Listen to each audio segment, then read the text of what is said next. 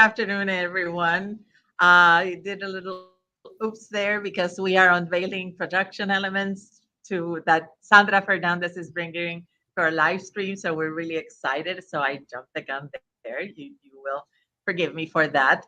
Today we have with us Eleazar Botello. He is the co-founder and president of Botello Builders Corporation, and we are going to be talking with Eleazar in a couple of minutes. But first, let me tell you that this is Let's Talk Advocacy. I am Yvette DeLuna, and I host this space for NAWBO Houston.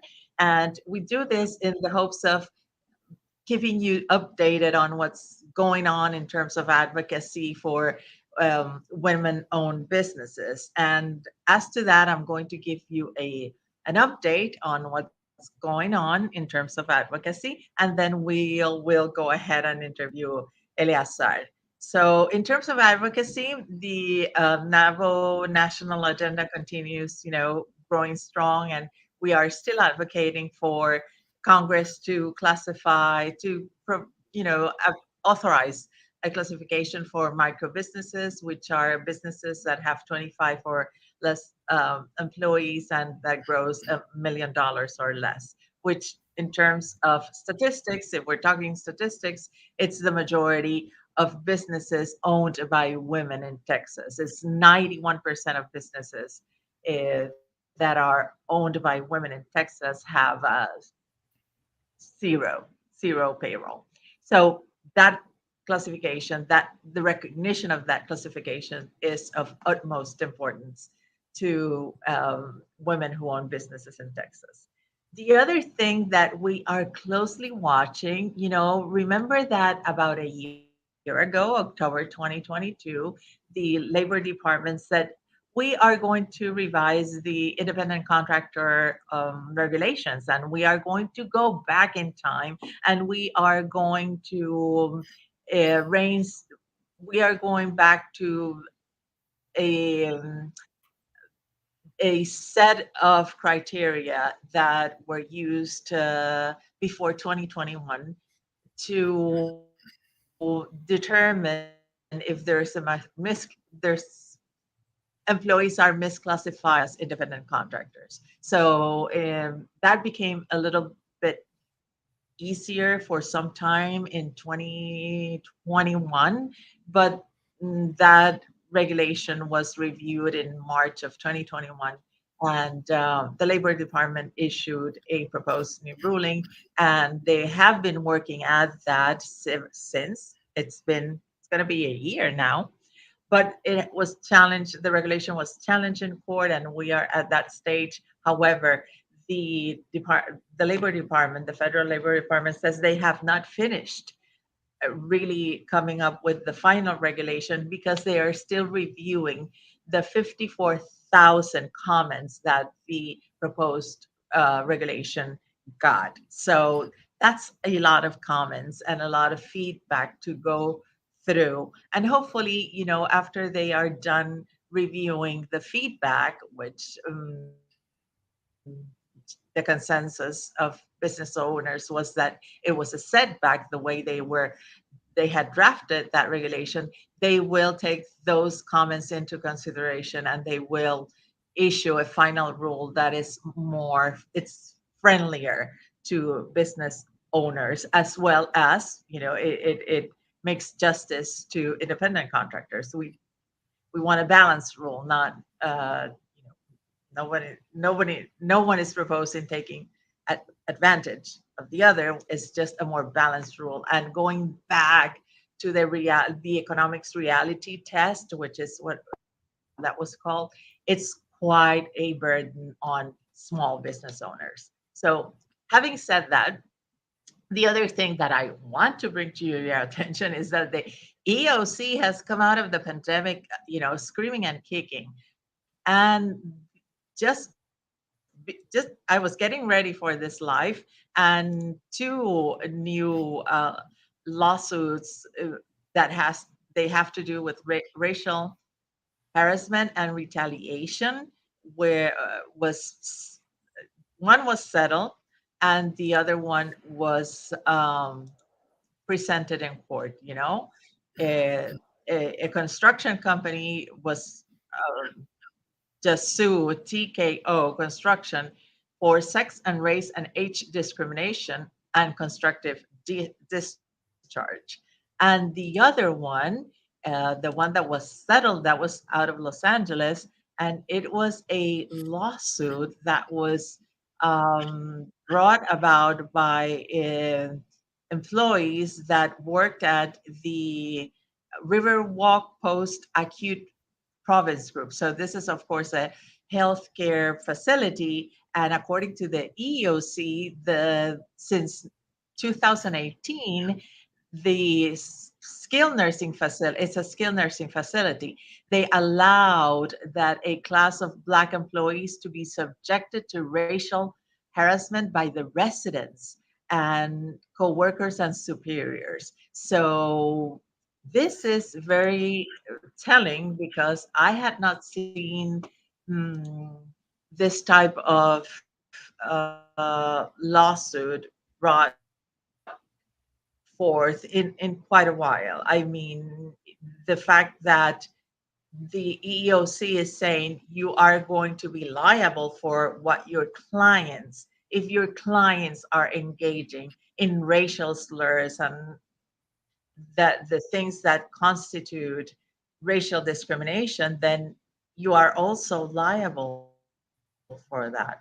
And this lawsuit that was settled in Los Angeles is a clear example of that. So things to watch out for, just the Labor Department is saying that by the end of October, they should have that new rule having to do with independent contractors. And remember that is sex discrimination is still very much alive, although we don't hear about it quite, quite as often as we used to. But we saw that the EOC just brought a lawsuit for sex discrimination against a construction company because in that particular lawsuit they were saying women were not given the same task as men. And the other thing that to watch out for is that your clients, you there's a degree, there's a certain level of behavior that must happen when your clients are engaging with your team members. It is just not a blank check. You will be liable for that. So, having said that, let me introduce again Eleazar Botello. And Eleazar, how are you today? I know you are sort of catching a little bit of a cold. Thank you for joining us, regardless of the fact that you're not feeling so well. I guess it's the change in seasons. Yeah, besides the call that I started It's getting good to yesterday, have you, everything else is Eleazar. great. Everything is great. And can you hear me well? Can you hear me? Hello? Thank Can you. you hear me? Yes, I can hear you. Thank you for Okay. joining us. Can you hear me? I can hear you, yes. Yeah, I I was saying that besides the call that I got Perfect. yesterday, everything else Yes, is going great.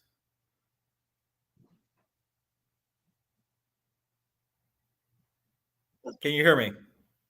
I love it. So, Eleazar, tell us a little bit about your business. Tell us what you guys do and tell us how you got started in that.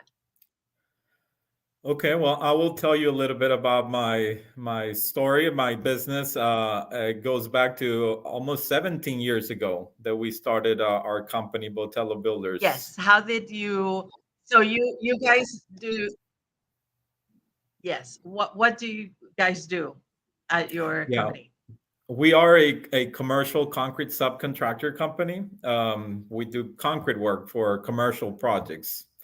To give you some examples, like I don't know if you've ever been at the Holocaust Museum here in Houston. Okay. We did that project back in 2019. That's one of our staple projects. Yes. We do all kinds of projects from retail to industrial to hospitality, school projects. We do almost everything.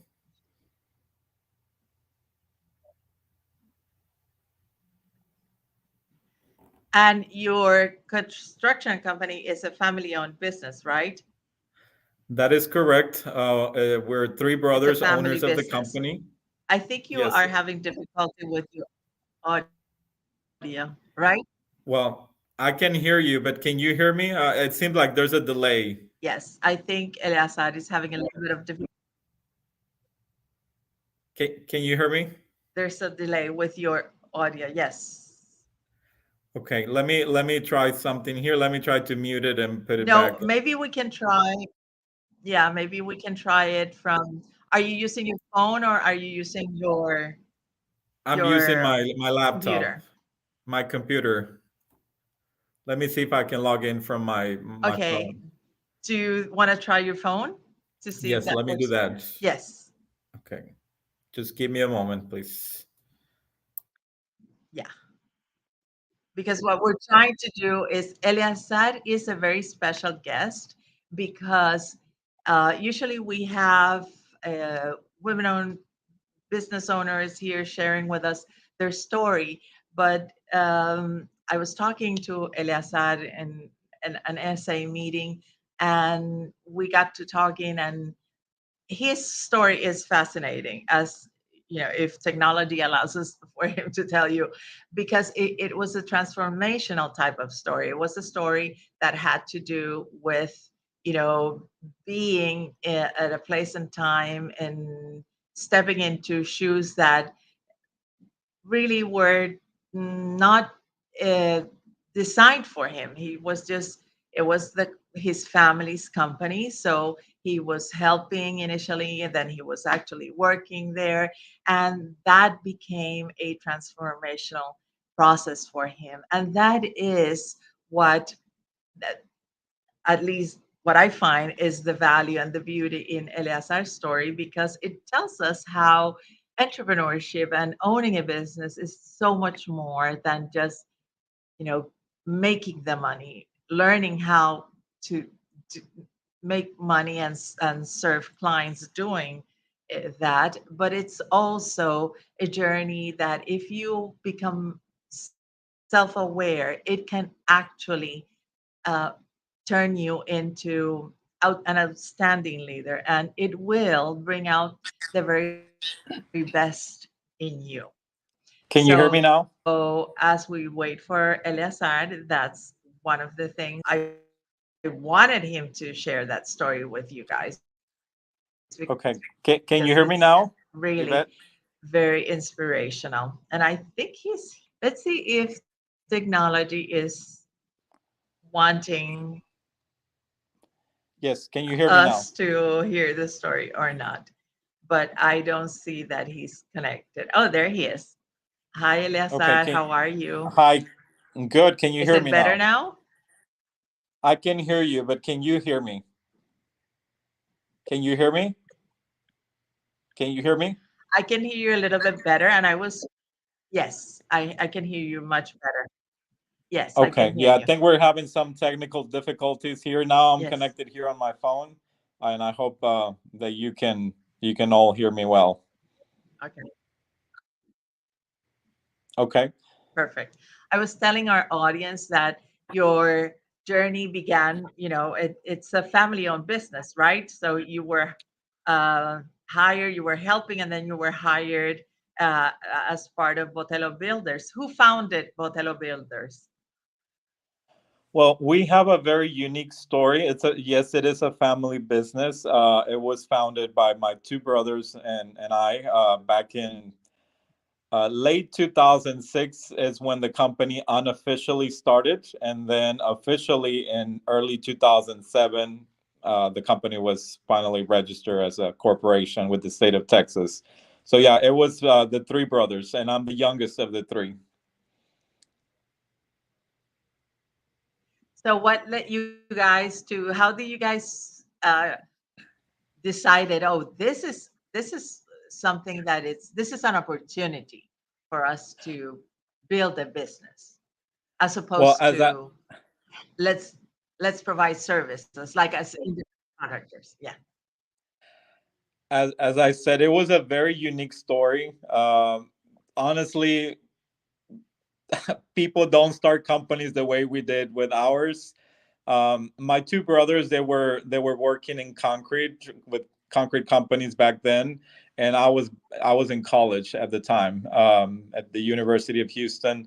And it happened by coincidence that one day there was this truck driving on the street, and he stopped in front of the house where we used to live.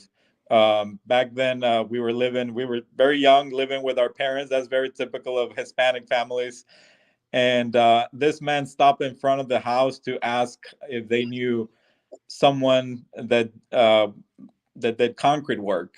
And my parents, that they were outside on the driveway, they told this man, well, maybe my sons can help you, because my two brothers were working in concrete, but they were just laborers, not in really higher positions. So we come outside that day. We were all three there at the house. We come outside. We talked to this man. He was a framer contractor that was helping a residential general contractor recruit the other trades, because they were going to build a house, and he was looking for the concrete contractor. So we invite this guy to come inside the house, a complete stranger, but we we started talking to him. He had a roll of plans with him. He showed us and he explained to us what they were going to build. And from there, we called the general contractor and we scheduled an appointment for a couple of days later. And we had that appointment. And I don't know how that happened, but I was the one doing most of the talking there. And we landed the job without any experience, without anything.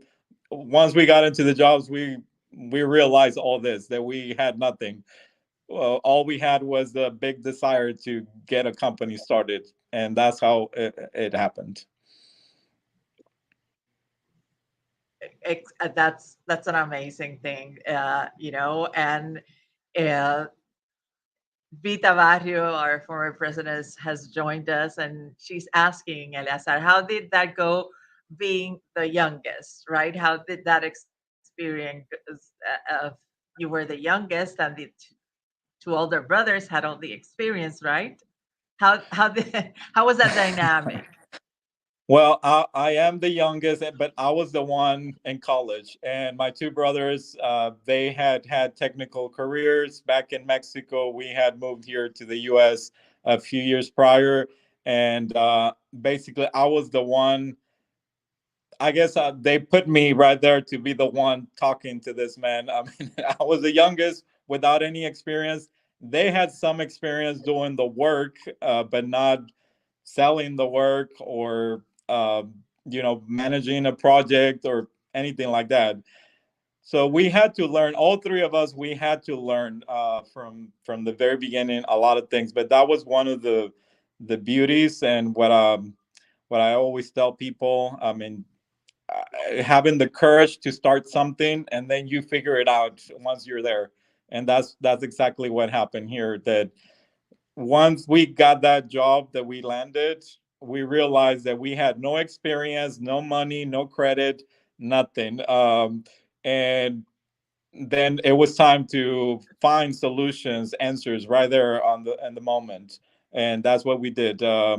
We started using some credit cards to pay for the materials. We started Oh my because gosh, and what a nobody. I journey. mean, I mean, yeah, what a journey, Eleazar, exactly. from, you know, being, your brothers were, you described them as laborers, to the Houston Holocaust Museum work, right? How did that happen?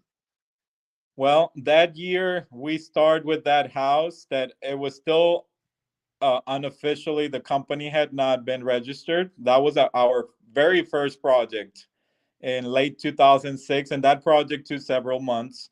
And then a lot of things happened. I mean, because it was not easy. Once we were in that project, the general contractor at some point he disappeared, and he owed us money, and we couldn't find this guy.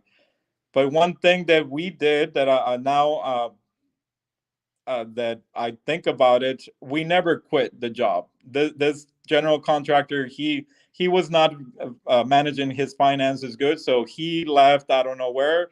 We went to look for him. We couldn't find him, but we continued on the project. And now I was talking to the architect directly because he was the one running the job. And during the time that, well, because the general contractor came back a few weeks later, and then he paid us part of the money that he owed us, but we never quit. We continued working there, and I was talking to the architect, and then from there, that general contractor, he kept giving us more work for that first year, 2007. And then in 2008, that's when the recession came. uh, for us, that we were very small at the time, that our company, we didn't feel the effects of the recession like larger companies did. So on the opposite, we were growing while all this craziness with the recession was happening. So that in 2008, we saw that there was more opportunity in commercial work, so we started looking for different services where that we could get leads to start bidding on projects, commercial projects, because we started in residential, but then once the recession came, we saw there was more opportunity in commercial. So then we started bidding commercial projects, and little by little, the company started growing, and that's how And how many? years later, we got to that Holocaust Museum project that I'm telling you, and many other ones. But it was not an easy task, but we made it happen. Yes. So that's what I was, when you were switching from laptop to phone, that's what I was mentioning, that your journey, once you found, this path, it had a transformation effect on you, that you so generously share whenever you have an opportunity, because you mentioned that at some point you started realizing things. It was because you were in this position, and you had to find that path forward, that you started pivoting and shifting mindset and attitudes and all that. How did that happen, Eleazar? Well, let me tell you, it took me a long time to really understand a lot of things that now I know and that I'm still working to get better at. For the first 15 years or 14, I will say that it was more of a hustling, always trying to grow the business. And that was my mentality. I was working long hours. I still do, but it's different now. I think I'm working smarter now, more than harder. Um, but for a long time, I was, like I said, I was hustling, and same thing with my brothers. And it didn't happen until COVID came, actually. So this was very recent that a lot of these changes started happening. My mindset, like you were saying, I started making shifts during COVID. Well, we were affected by COVID during the second half of 2020. And I guess because maybe I had more time because things slowed down that part of the year. I had more time, and I started listening to a lot of podcasts, people that I started following on YouTube, and reading books. And one of the first things that and let me tell you how all this started, because it's a very unique story. Another one, it happened by looking at the picture of a shoe. That maybe you will say, okay, well, what does a shoe has to do here with all the story? But for a long time, I mean, my personality, I've always been kind of like an introvert, and I will get this critic from former employees or different people, that they will tell me that I was kind of like a dry person, not showing feelings, not really being emotional, and that was true, and that was because I was always focused on working and like hustling, like I said, trying to grow the business. But part my personality, and part because I was under a lot of stress. That later on, I learned a lot of things about stress. So in 2020, I see this picture of a shoe that some people could see it green and other people could see it pink, and I could see it both colors, green, and if I will look at the picture like real close, I could see the pink, and it was very interesting. So I showed the picture to everybody here, my team in the office, to see what color they will see it. And yes, some people will see it green, and other people will see it pink. But nobody could see it both colors like I could do. And then I heard the person who had shared this picture with me explaining the reason why that this happened. That some people will see it green because they were using the left side of the brain more, which is the analytical side. And I've always been very analytical. Um, and the people who will see the shoe pink is because they were using the right side of the brain, which is the emotional side. So when I learned that I could see it both colors, I said, okay, there's something here that I have to find out and learn more about, because I've always been criticized that I don't show feelings and I'm dry and all this. So I need to find out, I mean, more about this. Why is it that I could see it? And that's basically what sparked my curiosity here to learn about this. And I started learning about emotional intelligence, which I learned it's crucial. It's to know about emotional intelligence. I learned about emotional intelligence, that 85% of success has to do with emotional intelligence, and the other 15% is only your skills and your knowledge. There you This go. was, yeah. So after that, one thing I started learning, one thing after another, many topics, and then I got to leadership. That I I've transformed myself since that time that I'm telling you, with that picture of that shoe. I'm not the same person I was 3 years ago. I can tell you that, and I can see that here. The last year we did a rebranding of our company after 15 years that we had started, and we started making a lot of improvements. A lot of these things that I was learning, I started implementing in Yeah. the company, and we started seeing good results. And I can tell you Yes. that Yes. today our clients, they're all very happy. We're definitely, we have changed a lot of things here in the company. The culture that we have built now, it's different. I had to make a lot of changes there because we were having a lot of issues with the toxic culture. So it's been different things that I've been working on, and we're still working on other things. That's amazing. And we congratulate you, Eleazar, because it takes a high level of self awareness to pivot that way and pivot towards the right direction, right? Because some people double down on the other stuff and you just decided to go the other way. And for those that are thinking, oh, I want to start a business, but I don't know, and the economy or this or the other, I'm not sure. What's your advice? You have been in business for 15 years.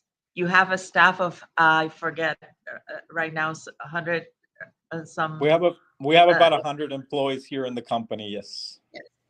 and what is an advice from someone that, um, you know, was capable of turning a business that went from do basically hard labor to art in concrete? Any message for those that are wanting to start a business? Well, my advice will be this. Again, we started our business very different, which is not the way to start a business, but it worked for us. And I Yeah. think there's a lesson there that it doesn't matter if you don't have the experience or the money or the the resources are out there. It's a matter of going there to look for them. And that's one thing that I think I've always been good at, being resourceful. If there's a challenge happening, well, let's come up with the solution. Let's find the solutions. Let's There's plenty of resources out there.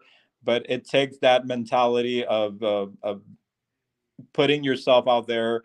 Like, don't wait for the perfect time, because that perfect time might never come. If you're trying to make everything perfect before you start, well, you might be sitting there for a long time. Take Yeah. action. I've always been a person of taking action. I think that's one of the most important things, because it's not what you say that you're going to do that matters, is what you actually do, what is going to What you actually do. happen. And once you're there, you will figure it out. You will figure out.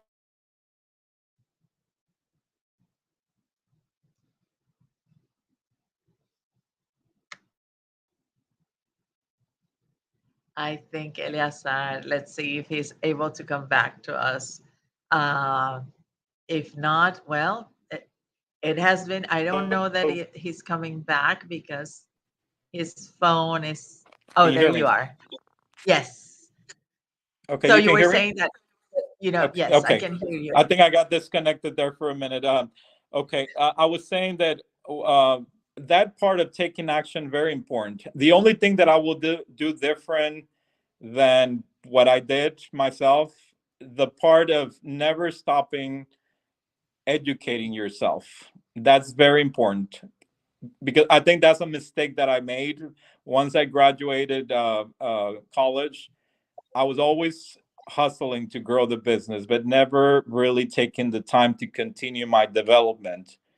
So that's the other thing that I will advise anyone that is starting a business: take action, but continue learning. Like, don't make the mistake of, okay, I will start and I will figure out everything on my own.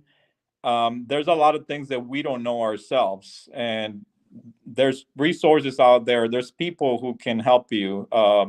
So that's the other part. Never stop growing yourself, like your knowledge. And surround yourself with the right people, because that's going to help you a lot. I'm doing that Right. now, like, but I wish I would have done that a long time ago.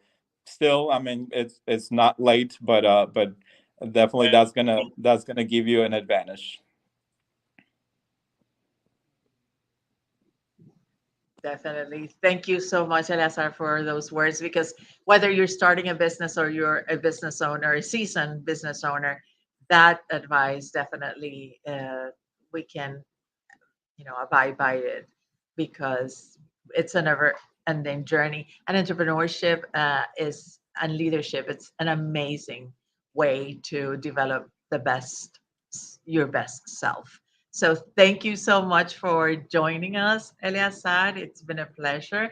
And we are almost out of time, or we're actually out of time, but I don't want to leave before reminding you of our NAWBO Houston conference in January. If you go to our page, nawbohouston.org, please register, because we have amazing speakers, and it's going to be like a educational session, but you will also have an opportunity to showcase your business and network and do that networking piece, which is also so important for any business owner. So thank you so much, everyone. And Sandra, thank you so much for this beautiful production of Let's Talk Advocacy.